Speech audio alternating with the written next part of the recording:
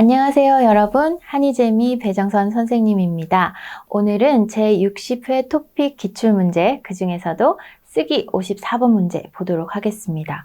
와, 54번 정말 어려워요, 선생님. 저는 한 번도 54번 쓴 적이 없어요 라고 이야기하는 친구들도 많아요.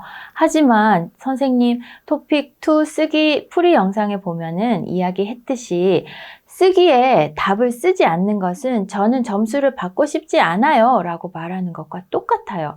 여러분이 100자를 쓰든 200자를 쓰든 부분 점수가 있기 때문에 50점 중에서 5점, 10점만 받아도 여러분 아주 어려운 듣기, 읽기 문제 여러 문제를 맞히는 거랑 똑같잖아요. 그죠? 그러니까 포기하지 마세요. 선생님하고 같이 열심히 연습하면 여러분도 나중에는 500자, 700자 쓸 수 있을 거예요.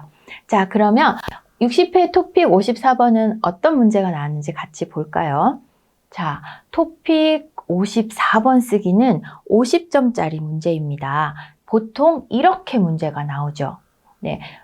문제를 안내하는 이런 처음 문제가 나오고, 그 다음에 작은 문제가 2개가 있을 때도 있고 3개가 있을 때도 있어요. 그죠? 자, 그러면 이걸 보고 여러분이 어떻게 해야 됩니까? 한번 시험지에 연습하고 답지에 다시 옮겨 적고 이렇게 할 시간이 있어요? 절대로 없어요. 왜? 우리는 듣기하고 쓰기를 같이 치잖아요. 그죠? 듣기 50번까지 다 듣고 나면 여러분에게 시간 몇 분 남아요? 60분에서 70분 정도밖에 안 남아요. 그러면 그 짧은 시간 동안 여러분이 51번부터 54번까지 다 생각해서 쓰고 답지에도 다 써야 돼요. 그러니까 옮겨 적을 시간은 절대로 없습니다. 바로 답지에다가 써야 해요. 그러면 어떻게 처음부터 답지에 쓸 수 있어요? 메모해야죠. 그죠? 선생님이 항상 이야기하죠. 메모가 끝난 다음에 답지에 쓰세요. 메모를 할 때는 내가 여기에 이 작은 문제에 어떤 내용을 쓸 것인지 생각을 해서 그 생각이 정리가 되어야 해요. 그 생각 정리되지 않고 쓰면 시간이 오히려 더 많이 걸립니다. 그래서 여러분이 이 54번 쓰기를 만약에 20분을 잡았다. 그러면 10분 생각해요. 괜찮아요. 10분 생각하고 10분 쓰고 괜찮아요. 생각이 잘 정리가 되면 쓰는 건 여러분 잘 쓸 수 있습니다. 생각하는 게 어렵잖아요. 그죠? 그러니까 너무 초조하게 생각하지 말고 조금 여유 있게 생각을 해서 메모를 완성한 다음에 쓰는 거 꼭 기억하세요. 자, 문제 읽어보겠습니다. 요즘은 아이가 학교에 들어가기 전 어릴 때부터 악기나 외국어 등 여러 가지를 교육하는 경우가 많다. 이러한 조기교육. 조기교육 뭔지 나는 모르는데? 근데 생각할 필요 없어요. 왜? 이러한 조기교육이 뭐예요? 앞에 있는 게 바로 조기교육이라는 얘기죠. 그래서 토픽 54번은 여러분이 만약에 모르는 단어가 있다면 이 문제를 통해서 알 수 있도록 문제가 나옵니다. 그러니까 또 말하지만 포기하지 마세요. 문제를 여러 번 읽으면 알 수 있습니다. 이러한 조기교육은 좋은 점도 있지만 문제점도 있다. 아래의 내용을 중심으로 조기교육의 장점과 문제점에 대한 자신의 의견을 쓰라 라고 했습니다. 요게 안내문이에요. 우리는 이 안내하는 글, 이 문제에서 처음 시작 문장을 만들어야 합니다. 그리고 작은 문제에 대한 답으로 또 문단식을 써야 돼요. 그래서 한 문단, 한 문단, 한 문단, 세 문단은 반드시 써야 하고요. 처음에 이 문제를 통해서 만드는 문장을 따로 떼서 네 문단으로 써도 되고, 이 문장을 첫 번째 문단과 합해서 세 문단으로 써도 됩니다. 자, 그러면 네 문단으로 쓸지 세 문단으로 쓸지 여러분이 선택하면 되고요. 자, 문제 보겠습니다. 요즘은 아이가 학교에 들어가기 전 어릴 때부터 이 문제를 가지고 문장은 만들어야 돼요. 첫 번째 문장 한 문장만 만들면 됩니다. 대신에 어떻게? 조금 다르게 바꾸어서 써야 해요. 자, 그러면 조기교육, 학교에 들어가기 전부터 외국어, 악기 막 가르쳐요. 좋은 점은 뭘까? 네, 선생님은 그냥 이렇게 생각을 해봤어요. 재능을 일찍 발견할 수 있다. 그리고 능력을 개발할 시간이 길다. 여러분 이거 말고 다른 것도 써도 괜찮습니다. 뭐 아이가 뭐 새로운 경험을 일찍 할 수 있다. 뭐 이런 것도 좋은 게 되겠죠. 자, 그다음 문제점. 아이의 의견이 반영되지 않는다. 아이가 하고 싶어요 해서 시키는 건 아니잖아요. 그죠? 보통은 엄마가, 부모님들이 다 선택해서 아이한테 교육을 시키죠. 그러니까 아이의 의견이 반영되지 않는다라는 거. 그리고 적기에 할 때, 조기는 빠른 시기가 조기 교육이에요. 적기는 딱 적당한 시기가 적기입니다. 적기에 할 때보다 시간이 많이 걸리죠. 우리가 초등학교 1학년한테 1 더하기 1은 2예요 라는 걸 가르칠 때는 한 번만 말하면 알아들어요. 하지만 3살짜리 아이한테 1 더하기 1이 2라는 걸 가르칠 때는 훨씬 많은 시간이 필요하잖아요. 그죠? 그래서 적기에 할 때보다 시간이 많이 걸린다라는 것을 선생님은 문제점으로 봤습니다. 그리고 조기 교육에 찬성하느냐 반대하느냐 자신의 의견을 쓰라고 할 때 여러분 이거 찬성해야 점수 받아요? 반대해야 점수 받아요? 이런 고민은 필요 없습니다. 찬성을 하느냐 반대를 하느냐에 따라서 점수가 달라지지는 않아요. 그러면 찬성을 하든 반대를 하든 여러분의 생각을 잘 썼느냐 안 썼느냐로 보는 거예요. 그래서 여러분이 찬성을 하는지 반대를 하는지 선생님 모르기 때문에 둘 다를 한번 생각을 해봤어요. 찬성하는 사람은 전문성이 중요한 시기이기 때문에 한 가지를 특별히 잘하면 좋다. 그래서 조기 교육에 나는 찬성한다. 이렇게 이야기를 한번 해볼 거고요. 반대하는 사람은 어릴 때는 놀아야 창의력이 생긴다. 공부를 싫어하게 된다. 나중에 어릴 때부터 너무 공부하세요 하다 보면 나중에 진짜 공부해야 될 때 공부를 싫어하게 될 수도 있을 것 같아요. 그래서 선생님은 반대하는 의견으로는 이런 생각을 한번 적어봤습니다. 첫 번째 문장 보겠습니다. 요즘은 아이가 학교에 들어가기 전 어릴 때부터 악기나 외국어 등 여러 가지를 교육하는 경우가 많다. 이러한 조기 교육은 좋은 점도 있지만 문제점도 있다. 아래의 내용을 중심으로 조기 교육의 장점과 문제점에 대해 자신의 의견을 쓰라. 라는 이 문제로 우린 첫 번째 문장 만들어야 합니다. 자, 그러면 마지막에 아래의 내용을 중심으로 이거는 필요 없고요. 그죠? 반드시 필요한 단어가 뭐예요? 그렇죠? 조기 교육입니다. 그럼 조기 교육이라는 말을 꼭 넣어서 문장을 한번 만들어 보면요. 조기 교육은 좋은 것도 있고 나쁜 것도 있어요 라고 이야기를 시작하면 편하겠죠. 그래야 그 다음에 조기 교육의 장점 그리고 그 다음에 조기 교육의 문제점 이야기할 수 있잖아요. 자, 그렇게 쉽게 문장 한번 만들었습니다. 어릴 때부터 여러 가지를 교육하는 조기 교육은 장점과 문제점이 있다. 네, 이렇게 간단하게 한 문장 만들어 봤어요. 조기 교육이라는 말은 꼭 들어가야 되고, 그리고 장점과 문제점 또는 장점과 단점, 좋은 점과 나쁜 점 다 괜찮아요.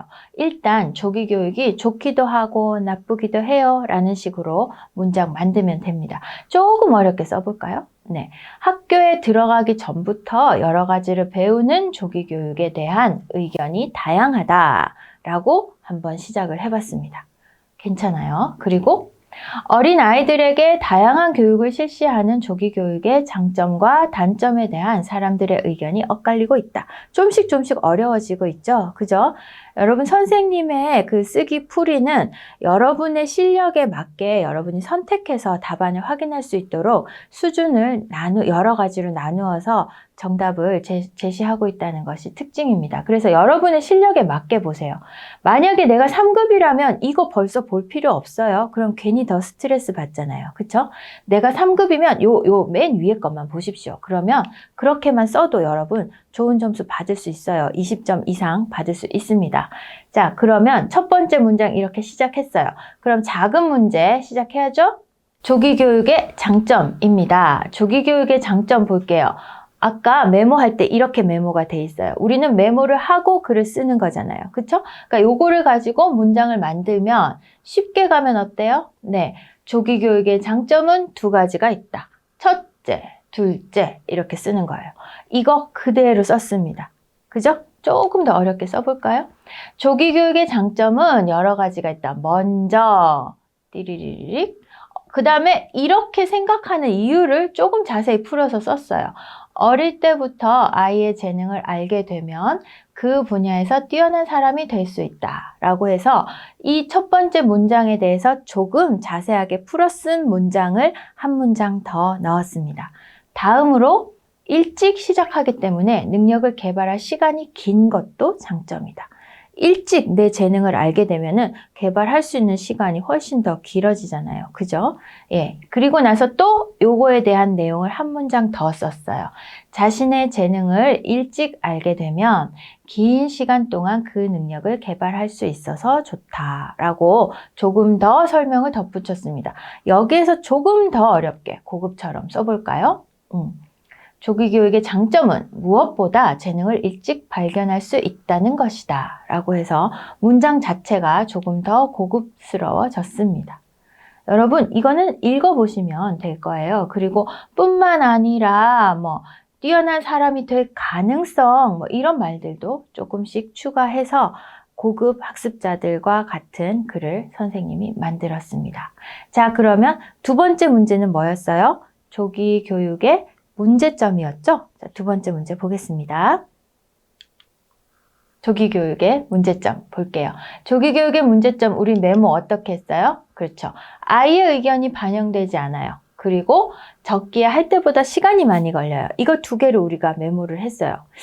그런데 선생님 저는 이런 거 도저히 생각을 할 수가 없어요. 시험 칠 때 너무 긴장되고 문제도 잘 이해가 안 되는데 이게 생각이 안 나요. 어떻게 해요? 생각이 안 나요. 그건 선생님이 어떻게 해결을 해줄 수가 없어요. 여러분이 생각을 하는 거에 대해서 어떻게 써야 해요는 선생님이 그 방법을 줄 수가 있는데 이런 생각이 안 나는 거 어떻게 해야 돼요? 평소에 여러분들이 뉴스도 좀 보고 그리고 책도 읽고 여러 가지 문제에 대해서 여러분의 생각을 좀 가지고 있을 필요가 있어요. 그러니까 여러분의 모국어로라도 여러 가지 사회 문제에 대해서 관심을 좀 가지고 그리고 거기에 대한 내 나름대로의 생각을 한번 여러분 모국어로라도 정리를 해볼 필요가 있습니다. 그러면 토픽 쓰기도 조금 더 쉽게 할 수 있을 거예요. 자, 조기교육의 문제점 가지고 한번 글을 써보면은요. 처음에 딱 쉬운 거, 요 내용만 그대로 쓰는 거예요. 그래서 메모가 다 끝나고 나면 글 쓰는데 시간이 많이 안 걸린다고 선생님이 이야기한 게 이런 이유 때문입니다. 메모가 되고 나면 거의 그대로 옮겨 적으면 되잖아요. 그죠? 자, 이거는 거의 그대로 비슷하게 썼으니까 조금 더 어렵게 쓴 거 볼까요? 네. 첫 번째 문장 쭉 그대로 썼고요. 언제나 그 문단을 시작하는 첫 번째 문장은 문제를 포함해야 됩니다. 그래서 조기교육의 문제점은 이렇게 시작하세요. 그래서 여러분들이 이 작은 문제에 대한 답안을 나는 썼어요 라는 거를 보여줄 필요가 있습니다. 그리고 얼마나 배울지, 그러니까 아이의 의견이 반영되지 않는 부분이 무엇인지, 어떤 것을 배울지, 얼마나 배울지 등 아이의 생각은 전혀 모른다 라고 해서 이 조금 더 풀어서 썼어요. 그 다음에 적기 교육 이런 것에 대해서 적기에 할 때보다 이거를 어떻게 해야 되느냐, 알맞은 시기에 할 때보다 라고 해서 좀 더 설명적으로 풀어서 썼죠. 그죠? 자, 고급 학습자 이렇게 씁니다. 조기 교육의 문제점은 똑같아요. 시작은 항상 작은 문제를 포함하게 해서 시작을 해야 합니다. 조기 교육의 문제점은 교육의 대상이 되는 아이의 의견이 전혀 반영되지 않는다는 것이다 해서 교육의 대상이 된다는 것, 이런 말들을 좀 추가했죠. 그리고 교육 내용, 방법, 시간. 아까는 어떻게 썼어요? 어떻게 배울지, 무엇을 배울지 이런 식으로 풀어서 썼다면 내용, 방법, 시간이라고 해서 보다 더 구체적이고 명확한 단어로 표현을 했죠. 그리고 쭉 한번 읽어보시면 여러분이 우와, 이렇게 쓰면 점수를 잘 받을 수 있겠구나 라는 걸 아마 알 수 있을 거예요.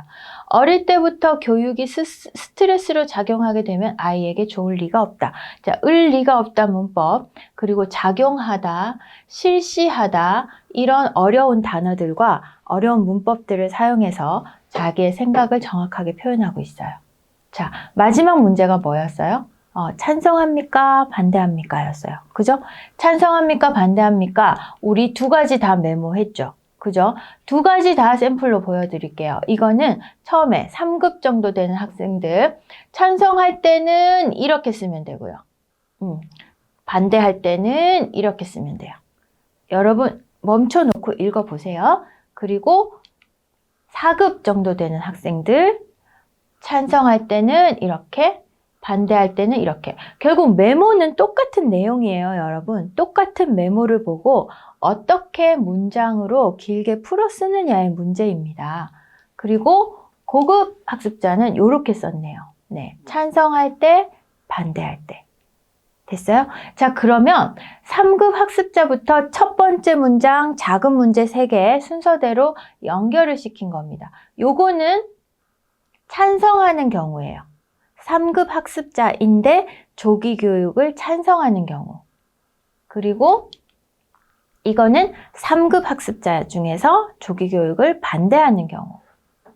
여러분, 이렇게만 써도요. 지금 작은 문제에 대한 내용이 빠짐없이 들어가 있고 문단 잘 나누어져 있고 하기 때문에 여러분 20점, 25점, 26점 정도 받을 수 있어요. 이 정도 선생님이 썼기 때문에 일단 오류는 없잖아요. 그죠? 실수는 없기 때문에 이 정도 쓰면 26점 정도 받을 수 있는 답안입니다.